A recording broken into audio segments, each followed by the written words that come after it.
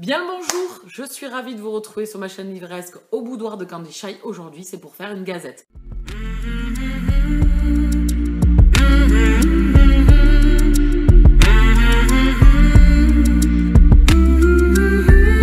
On va parler de 3 lectures. La toute première lecture dont je veux vous parler, c'est Company of Killers, le tome 2, à la recherche d'Isabelle, de G.A. Radmerski.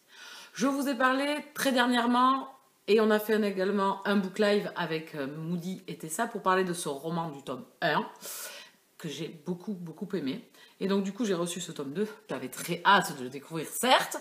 J'ai mis du temps à le sortir, c'est chose faite. Et j'ai passé un très bon moment avec ce tome 2, où on retrouve donc nos héros, Sareil et Victor. Également les personnages secondaires que l'on a rencontrés dans le tome 1. Certains prennent un peu plus d'ampleur dans ce tome 2 que précédemment. Et ici, donc, on fait un petit bond dans le temps de quelques mois, à peu près 8 mois, et on retrouve nos héros. Donc on retrouve Sareil, qui à la fin du tome 1 avait pris une décision pour sa vie et pour son futur. Et donc du coup, on avait hâte de découvrir comment les choses allaient tourner pour elle, suite à cette décision.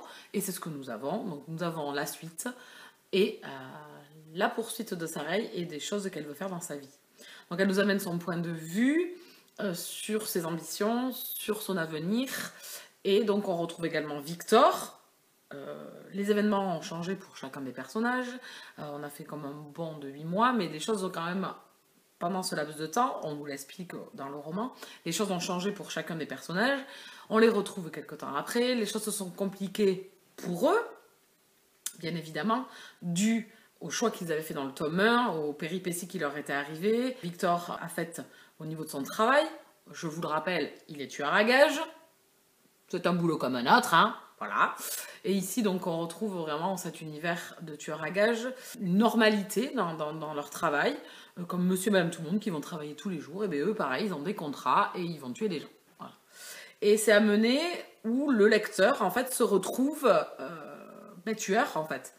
Et c'est ce que j'aime dans ce roman, c'est l'univers qu'a créé l'auteur, c'est vraiment ça, c'est qu'elle nous plonge dans cet univers où nous, en tant que lecteurs, on se dit « Non, mais c'est mort, quoi, c'est infaisable d'avoir une vie pareille et de choisir ce mode de vie. » Et en fin de compte, la personnalité et la façon dont les personnages nous expliquent leurs ressentis, comment ils visualisent les choses sur leur vie, amène cette normalité de travail, on va dire, et une très grande compréhension du lecteur. On a quand même quelques scènes quand même relativement hard, on comprend pas trop les choix de Victor à un moment donné, par rapport à Sareil. Et en fin de compte, à la fin, on a vraiment toutes les pièces du puzzle qui se remettent en forme, et j'ai vraiment beaucoup aimé.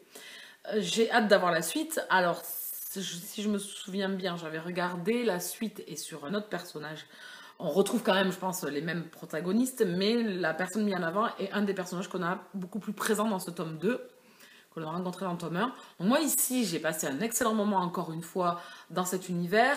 La romance s'étoffe et on a vraiment une autre vision des sentiments au niveau des personnages, au niveau du couple, les questionnements, et surtout comment ils abordent, en fait, les émotions qu'ils ont, parce que c'est des sentiments qu'ils ne connaissent pas forcément, foncièrement, parce qu'ils n'ont jamais été confrontés à ce type de sentiments amoureux.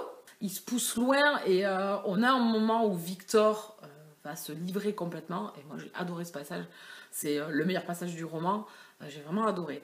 J'aime toujours autant les personnages secondaires, donc là on a Fredrickson qui prend beaucoup d'ampleur, et Niklas, donc le frère de Victor, même s'il est détestable dans le tome 1, même si ici il est encore détestable, je sais pas, c'est un personnage qui m'attire profondément, il me fait penser à Ryan dans Heartless, et j'aime beaucoup, donc j'ai hâte de poursuivre parce que je sais qu'il y aura un tome consacré à lui, et donc pour moi ce tome 2 est différent du tome 1, attention, on est quand même, c'est différent, on est vraiment dans l'univers des tueurs à gages maintenant, on est vraiment dans les choix que va faire Sareil dans sa vie, les choix que Victor va faire, et ce que cela va amener pour leur futur.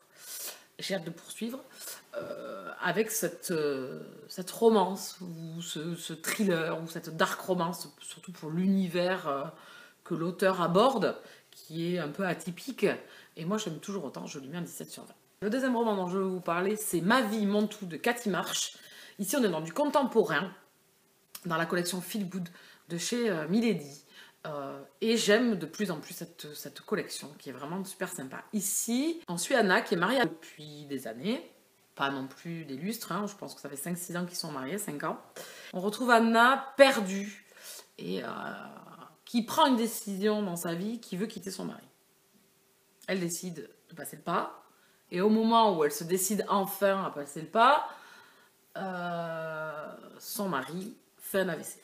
Tout est remis en question. Anna n'a plus le courage et a la culpabilité surtout qui la tient.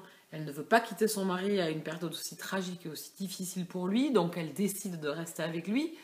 À partir de là, on a des bonds temporels entre le présent de Anna et Tom, face à la maladie, face à l'handicap, face à la vie qui se profile face à eux, le futur qu'ils vont avoir à cause de l'AVC, et des bonds dans le passé où on retrouve les premiers temps de cet amour entre Anna et Tom qui était vraiment inconditionnel, qui était magnifique.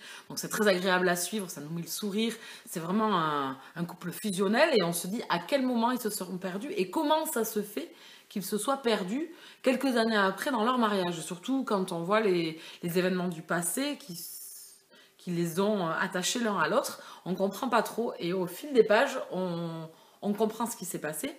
Donc on a la vision d'Anna dans le présent et les visions du passé, c'est Tom qui nous les raconte. Donc c'est vraiment, j'ai beaucoup aimé le choix de l'auteur sur ce procédé de nous amener à avoir 2 points de vue, mais à 2 périodes complètement différentes et dans la relation à 2 périodes complètement différentes également. Où on a les débuts de la relation où c'est vraiment magique. Ils sont jeunes, ils sont dans les études, et les années plus tard où ils sont dans la vie professionnelle, où ça les a submergés, ils ont la maison, le prix de la maison, l'AVC de Tom. Voilà, il y a tout ça.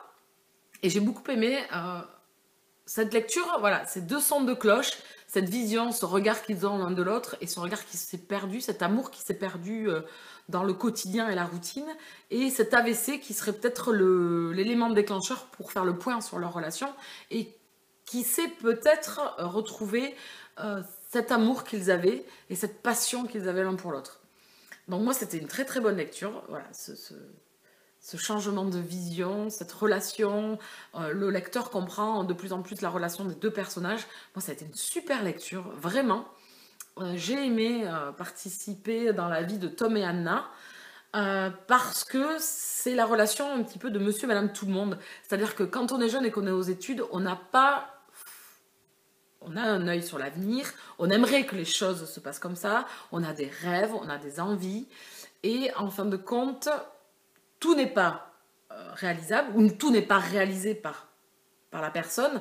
Du coup, ça devient peut-être une tristesse, une rancœur qui se crée aussi parce qu'on n'a pas réalisé tout ce qu'on voulait réaliser, ou alors une acceptation sur le fait que la vie a pris un autre tournant. Donc en fait, dans ce livre-là, on nous aborde la maladie, la vie de couple, la vie face à l'handicap, la routine qui est venue dans une histoire très passionnelle, un peu mettre son grain et enrayer la machine, et nous donne des vues sur l'amour, les deuxièmes chances, comment on peut aborder une deuxième chance, est-ce qu'on se casse la binette, est-ce qu'il y a des concessions à faire, est-ce qu'il ne faut pas porter une analyse différente sur l'amour que l'on porte à l'autre personne, ou à quel moment ça a déraillé, voilà, il y a tout ça, et sur le fait que la vie à 20 ans, ou la vie à 30 ans, ou la vie à 40 ans ne peut pas être la même, ou à 50 ans, ou 60 ans, ou à 80 ans. Les périodes que l'on passe sont faites de haut, de bas, de bonheur, de tristesse, de douleur. Voilà. Et donc dans ce roman-là, c'est cette justesse sur la vie, et c'est vraiment ce que j'ai aimé partager avec Anna et Tom. Le seul bémol que j'ai vis-à-vis de ce roman, c'est la fin. Parce que j'aurais aimé que l'auteur m'entraîne un peu plus loin, un peu plus dans l'avenir de ces 2 personnages. Elle me laisse devant la porte, pour ceux qui auront lu le livre, ils comprendront. Elle m'a laissé devant la porte, devant cette fenêtre, sur la vie de Tom et Anna, et du coup j'ai un petit regret. Voilà. J'aurais aimé poursuivre un peu plus loin avec eux, voilà, avoir vraiment un bon épilogue sur la fin de ce roman. Voilà, c'est mon seul bémol. J'ai passé une très bonne lecture avec ce roman, je lui mets un 17 sur 20. Et le dernier roman dont je vais vous parler, c'est Les Hades Engman, le tome 5, La loi du silence, de Tilly Cole. Alors ici, on est dans pour moi, de la dark romance, parce que l'univers qu'a créé l'auteur est vraiment difficile. On a affaire à des bikers, donc un clan de bikers, les Hangmen, et également dans une secte, au départ de l'histoire, dans une secte un peu perverse, avec des lois qui ne sont pas dans la normalité, voire dans l'aberration, dans l'horreur. Et donc du coup, au fil des tomes, on avance. Dans chaque tome, vous avez un couple mis en avant. Dans ce tome 5, ici, on suit Aka, qui est un biker du club. Et on en apprend beaucoup plus sur lui, sur son passé, de comment il est arrivé chez Hangman, ce qui s'est passé dans sa vie. Et en fait, il a un lourd secret, un lourd passif qui lui pèse et qui, au fur et à mesure, lui pèse dans sa vie. Il n'a jamais abordé vraiment de front ce qui s'est passé. Du coup, ça le ronge au fur et à mesure. Les Hades Hangmen donc, sont face à cette secte. À la fin du tome 4, je ne vais pas trop vous en dire non plus, on est à un tournant de l'histoire.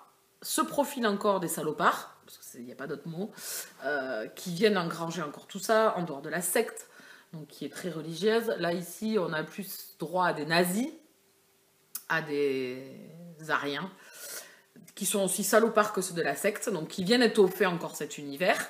Ce tome 5 est vraiment hard. Franchement, j'ai eu... alors, dans tous les tomes, hein, vous avez quand même du hard, parce que l'auteur vous plonge vraiment dans cet univers crade, dans cet univers où il se passe des choses aberrantes, ça vous soulève le cœur. Alors, est-ce que j'étais plus sensible là, maintenant? Du coup, je l'ai lu, et vraiment, j'ai dû m'arrêter à 160 pages, parce que en tant qu'être humain, en tant que femme, en tant que personne, vraiment, c'était dur à lire. Alors, c'était beau parce que la relation entre Aka et la femme qu'il rencontre dans ce tome 5, c'est magnifique. Mais alors, franchement, elle a morflé sa mère quand même. Hein. Elle a pris cher, là. Je pense que l'auteur, là, sur ce tome 5, elle s'est lâchée. Alors, autant dans les 4 premiers tomes, c'était hard. Pour chaque héroïne, elles ont morflé. C'est aberrant ce qui leur est arrivé. Mais là, je pense que elle c'est tout du long. Quoi. Je sais pas. Moi, à sa place, je sais pas, je me serais tiré une balle, je pense. Vraiment, vraiment, c'est hyper dur. Ce tome 5, il est vraiment dur à lire parce que sur les 500 pages, franchement, il y a 200 pages où on va dire que c'est le bonheur. Et encore, parce qu'on doit faire face à ces démons, où on a quand même un espoir de bonheur. Et sinon, on a 300 pages, franchement, où la nénette, elle morfle. Mais elle morfle énorme. Alors, c'est dur, c'est sombre. Alors, je pense que ce tome 5, alors je sais pas, les autres étaient sombres aussi, mais je sais pas, ce tome 5, franchement, il m'a soulevé le cœur. Il y a des passages, il y a quelques passages, franchement, c'était abominable. Et du coup, c'était dur à lire. Et en même temps, c'était beau. Alors, c'est ce que j'aime chez les Hades. J'aime beaucoup cette série. Ce tome 5, il est dur. Il m'a amené les larmes plus d'une fois. Comme d'habitude, c'est un mélange de violence, de viol, de torture, à des femmes, à des enfants. Enfin, voilà. C'est ceux qui plongent dans cette série. Je pense qu'il faut être prêt, savoir dans quoi vous mettez les pieds. C'est une romance magnifique. C'est une saga magnifique. Mais en même temps, il faut de l'intensité. L'auteur, elle vous en met plein la tronche. Et votre cœur, franchement, il passe par des valses, des saltos et tout ce que vous voulez. Aka, aussi top que ses frangins, quoi. Hein, c'était top. En plus, on a Flamme, on a Riders, voilà, on a des personnages qui m'ont touché dans la série et que l'on retrouve. Ils ont leur moment et surtout, il y a un passage super bien. Quelque chose que Aka fait pour Riders, et ça j'ai adoré. Aka est là pour les autres, il est là pour Flamme, pour Cendre, pour Phoebe, enfin voilà, pour tout le monde. Et c'est un super personnage. J'ai beaucoup aimé ce tome 5, vraiment, il est vraiment très fort. Il va se hisser à la même place que Flamme. Ryder reste mon préféré quand même. Mais Aka, voilà, c'est un bon Hades. Alors, j'ai un bémol quand même. Il y a une chose aberrante qui se passe dans le roman. Alors, ça va spoiler, donc là, je préfère vous le dire pour ceux qui n'ont pas lu ce tome 5. Passez votre chemin. Je veux en parler parce que pour moi, c'est le seul bémol que je trouve à ce roman. Je trouve ça aberrant, incompréhensible. Ce qui m'a choqué, c'est qu'à un moment donné, les Hades vont pour sauver donc la nénette, le personnage principal de ce tome 5. Ils arrivent dans un endroit abominable, insoutenable, ça leur retourne, ça les révulse. Et ils rentrent chez eux, et ils font rien pour aider ces gens qui sont restés empêtrés dans ce lieu abominable. Ils font rien. Chacun reprend sa vie. Alors Aka, lui, il est accaparé parce que il aide donc la nénette à s'en sortir, à vaincre ses démons, à essayer d'avoir un avenir. Je comprends, mais les autres, je comprends pas du tout. Comment ils peuvent laisser faire ces choses-là et ils reprennent leur place dans leur foyer alors qu'ils sont révulsés. Flamme, ça l'a perturbé encore une fois. Et à aucun moment, ils viennent en aide à ces jeunes femmes qui sont dans ce lieu abominable. Ils reprennent leur vie. Voilà, ils font un barbecue. Voilà. J'ai trouvé ça aberrant. Pour moi, c'est le gros bémol de cette histoire. C'est que c'est pas normal. Voilà, moi, j'arrive dans un lieu comme ça, on me demande des choses. Je sais pas, j'essaie de faire quelque chose. J'appelle la police. Alors, l'auteur va... Enfin, ceux qui ont lu le roman vont dire oui, mais il y a des sénateurs qui cautionnent ces trucs. Ok, mais quand même, je sais pas, un raid, j'en sais rien. Ils sont armés, allez, Hades, ils sont armés, ils font du trafic d'armes et tout. Mais à aucun moment, ils viennent en aide, ils reprennent leur vie. Ils les laissent là-bas et ils retournent à la fin. Voilà, parce qu'il se passe un événement affreux. Ils sont obligés de prendre part parce que il y a eu un kidnapping. Donc du coup, ils y retournent, mais ils y retournent des semaines et des semaines après, quoi. Le lieu, il est vide, quoi, bien évidemment. Mais, enfin, je sais pas, Tanner, qui est le geek des Hades, à aucun moment, il lance un truc au FBI, ou enfin, je sais pas, à la police, enfin, je sais pas, de se rendre sur le lieu, un appel anonyme, j'en sais rien, moi. Enfin, non. Voilà. Ou alors un raid, enfin, j'en sais rien. Mais moi, j'ai trouvé ça aberrant, quoi. Alors, je sais pas, l'auteur... je sais pas, mais moi, je trouve ça incohérent. Voilà. Et puis surtout quand on sait ce qui se passe et que comment ça les révulse et quand on a des scènes abominables dans cet endroit, parce qu'elles sont décrites par l'auteur, moi je me dis là non mais je comprends plus rien quoi. Là c'est le truc bancal de l'histoire et du coup quand j'ai refermé le livre, alors pendant ma lecture j'ai pas forcément pensé, mais quand j'ai fermé le roman je me suis dit non mais elle est sérieuse là? Elle est sérieuse là? Donc voilà, donc pour moi c'est le bémol de l'histoire. Je ferme le spoil, donc je regarde à combien je l'ai fermé, voilà pour...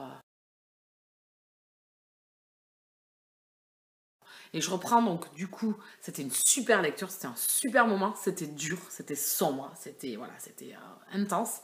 Le couple mis en avant est génial. Franchement, la jeune femme qui est mise en avant dans ce roman-là, donc on la suit à la fin du tome 4. Alors je veux pas trop vous en dire pour ceux qui n'ont pas lu, je pense que ben, si vous avez lu le 4, vous savez de qui on va parler bien évidemment. Mais je veux pas non plus trop spoiler. Mais le couple est génial, les personnages autour sont géniaux, ça s'étoffe, des nouveaux personnages font leur entrée, des enfants, enfin voilà. Il y a de l'horreur, mais en même temps il y a de la beauté. Et Tilly Cole, elle est championne pour vous amener dans cet univers. Moi je kiffe. Alors, je kiffe pas l'horreur qui s'y passe, hein. Je kiffe la lecture parce que voilà, c'est beau. Et puis elle sait vous amener le palpitant. Voilà, donc il y a de l'horreur. Franchement, ce tome 5, je pense que là, elle y est allée fort. Même si les précédents étaient quand même durs à vivre. Là, je pense que quand même, c'est hard de chez hard. Donc j'ai passé un excellent moment. Ça sera pas un coup de cœur parce que ce bémol, pour moi, il me reste ancré dans la tête et j'arrête pas de me le tourner dans tous les sens. Donc j'attends que ma copinote Mumu l'ait lu pour aller me plaindre. Voilà, pour aller discuter et pencher mon point de vue sur ce côté ben, illogique. Et quand on connaît les Hades, en plus, quand on a suivi 4 tomes, les Hades, ils savent être durs, ils savent être, voilà, être violents, ils savent faire payer, se venger. Il n'y a aucun problème. Et là, j'ai pas pigé, quoi. Alors que dans le tome 4, ils vont se venger de Riders comme des fous. Et là, ils font rien, quoi. Donc là, du coup, j'ai trouvé ça aberrant. Voilà. Donc, j'ai passé un excellent moment, sauf ce petit bémol. Et franchement, accrochez-vous parce que ce tome 5, il est dur. Mais c'est excellent. Donc j'ai hâte de poursuivre. Je sais pas si la suite va me plaire. Je sais de qui ça va parler. Je sais pas. J'attends de voir comment ça va être tourné. C'est deux personnages masculins qui ne me tentent pas plus que ça. Alors c'est pas un MM. Hein. C'est pas parce que j'ai annoncé que ça te... Non, c'est pas un MM. Je sais pas. C'est pas les personnages du club qui m'intéressent le plus. Peut-être que je serai agréablement surprise. J'appréhendais ce tome 5. J'ai bien fait. Voilà. Je l'appréhendais, mais je comprends pourquoi. Et je lui mets un 18/20. J'attends les suites, j'attends de poursuivre tout ça. C'était excellent. J'espère que je vous aurai peut-être donné envie d'en découvrir certains, de commencer ces sagas. En tout cas, moi, je vous laisse là. Je vais aller lire. Et je vous dis à très bientôt. Bisous, câlin!